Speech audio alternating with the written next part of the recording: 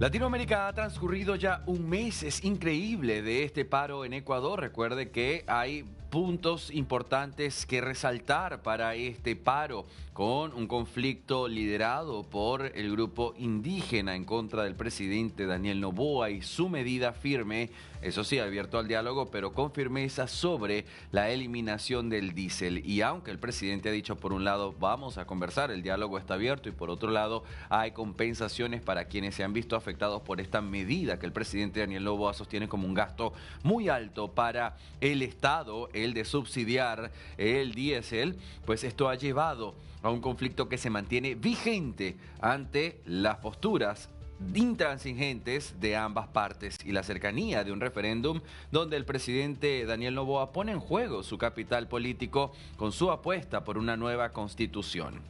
Las protestas comenzaron el 22 de septiembre, después de que Daniel Noboa decretara la eliminación del subsidio al diésel, lo que hizo que el precio de este combustible pasara de 1.80 a 2.80 dólares el previo del galón. Durante muchos años, los combustibles de mayor consumo estaban subsidiados y con un precio congelado en Ecuador, lo que el Fondo Monetario Internacional lleva años pidiendo eliminar como medida de ajuste fiscal dentro de los distintos programas crediticios que han aprobado para el país. Ahora, ¿quién está detrás de estas movilizaciones? Pues las protestas han sido convocadas por la Confederación de Nacionalidades Indígenas del Ecuador, la CONAIE, la mayor organización social del país, que tanto en el año 2019 y luego en el 2022 protagonizaron grandes estallidos sociales que llevaron a los entonces expresidentes Lenín Moreno y Guillermo Lasso a dar marcha atrás en su intento de eliminar a los subsidios de estos combustibles. A la demanda inicial de restituir los subsidios a los combustibles se han sumado nuevas exigencias, como retornar el impuesto al valor agregado al IVA al 12% tras haberlo ubicado al 15% el año pasado, así como a liberar a los manifestantes que fueron enviados a prisión preventiva con cargos de terrorismo, y también solicitan subir el salario mínimo de 400 a 650 dólares. A ello se ha agregado la oposición de las organizaciones indígenas al referéndum convocado por Noboa a nivel nacional para votar el próximo 16 de noviembre.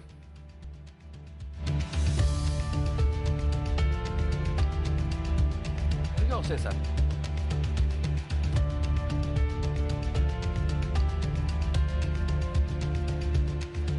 Fíjense, América Latina, que tenemos que quedarnos con esta última parte, ¿sí? Esta exigencia que se suma a este aumento del salario mínimo de 470 a unos 650 dólares. César García Vélez, a esta hora, nos tiene información actualizada. Vamos contigo, César.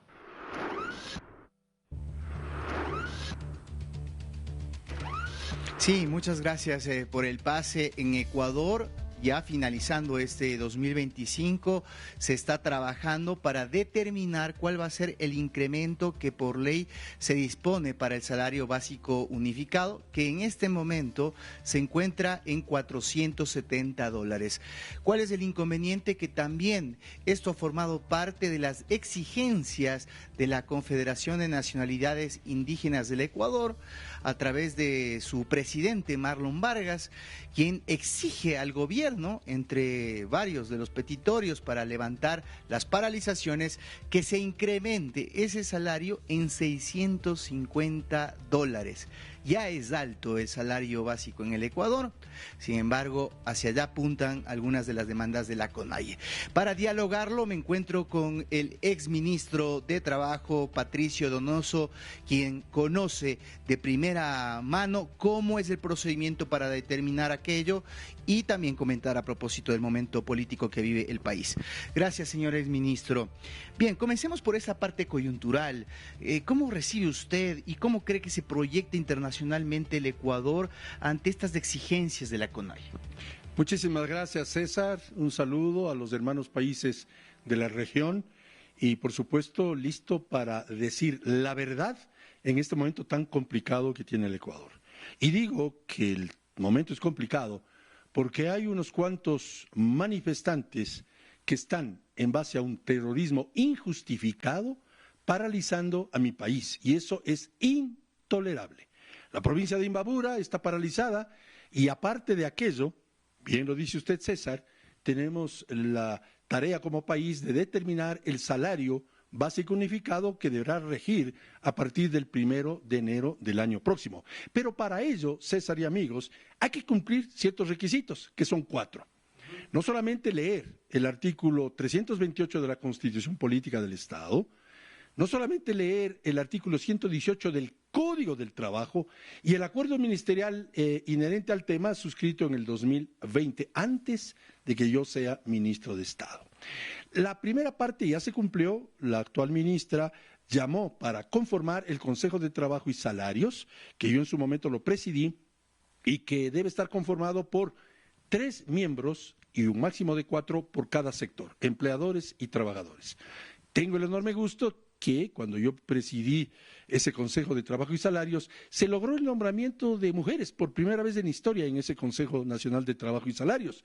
Estuvo Tania Pazmiño por las cámaras, por solo mencionar un nombre, la señora Arellano por los trabajadores, y esto ya se lo ha hecho y es bueno saber que se ha conformado ese consejo. Segundo paso, estimado César y amigos, es convocar a una reunión al gerente del Banco Central del Ecuador, al director del INEC y al ministro de Finanzas para que nos den o les den a aquellos miembros delegados de trabajadores y empleadores las cifras. Y soy rápido. Banco Central del Ecuador, el crecimiento económico proyectado, el INEC, la inflación e indicadores laborales, y el Ministerio de Economía y Finanzas, la inflación proyectada y la situación real del país. Eso se cumplirá, tengo entendido, la próxima semana. Luego, para ser rápido, hay una tercera reunión en la que, con los insumos recibidos, trabajadores y empleadores plantearán a la ministra de Trabajo su intención, su idea, sus argumentos inherentes al nuevo salario.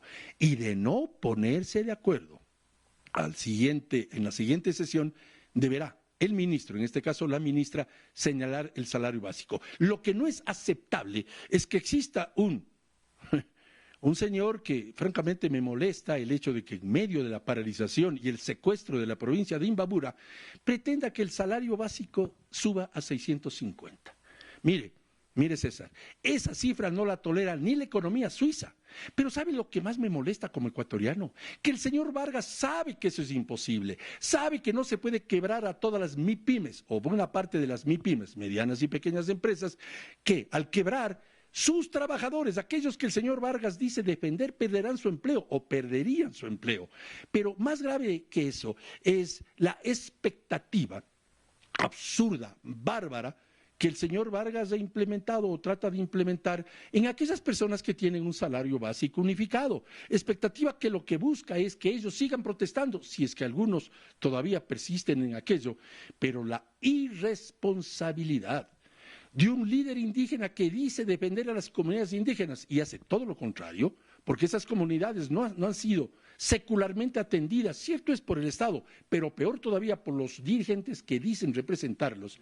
Yo le digo al señor Vargas que prefiero tomar esto como un chiste, como una broma de mal gusto, que como una posición sensata de elevar el salario en un casi 40%, una barbaridad. Ahora, en base a esto, y usted muy bien lo ha descrito, una cifra irreal, imposible de alcanzar en una economía como la ecuatoriana, basándonos en los datos técnicos, que a pesar de que no los tenemos actualizados, ¿el Ecuador necesita en este instante, a su criterio, un incremento del salario que está en 470? Además, aprovechemos para consultarle cómo está esto en la región, porque entendemos que el Ecuador, si bien es cierto, dentro de las características de un país dolarizado, un país que tiene una canasta básica que supera los $800, es un salario sumamente elevado que le resta competitividad, han dicho muchos expertos. César, suscribo sin reserva alguna lo que acaba de decir. El Ecuador es un país dolarizado, tiene un salario básico unificado, el segundo más alto en toda América, en toda América. No creo que esto me estén oyendo en Venezuela, porque en Venezuela hay una dictadura perversa, pero en Venezuela el salario es de $2.50 al mes. En el Ecuador tenemos hoy un salario de $470 y es increíble que teniendo un sueldo que ojalá pudiese ser mejor, sin duda alguna. Los trabajadores se merecen.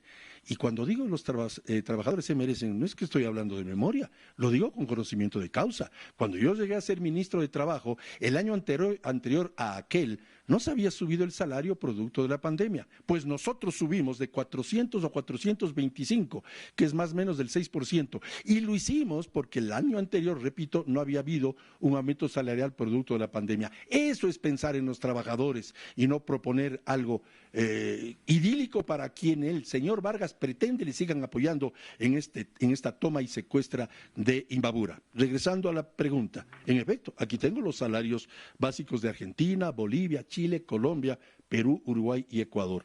El Ecuador es, de entre los que acabo de nombrar, el de más alto salario en toda la región. No digo que no merezcan los trabajadores tener mayores sueldos, claro que sí, ojalá podría ser mejor, pero por supuesto hay que atenerse a la realidad económica. ¿Para qué? Para que los que tienen empleo, que son apenas 3 de cada 10 ecuatorianos, mantengan el empleo. Porque si se haría algo fuera de la lógica y la técnica, muchos trabajadores perderían su trabajo y esa no debe ser la intención de quienes sí somos responsables. Gracias. Ahí tienen el criterio del exministro de Trabajo. Vamos a ver cómo cierra el año cuando el Consejo de Trabajo establezca cuál va a ser el monto del incremento, que por cierto casi se descarta que pueda aproximarse a la cifra que ha exigido la CONAIE para levantar el paro. Así estamos acá en el Ecuador con este análisis incluso regional de nuestro salario básico unificado. Ustedes siguen con más desde Estudios.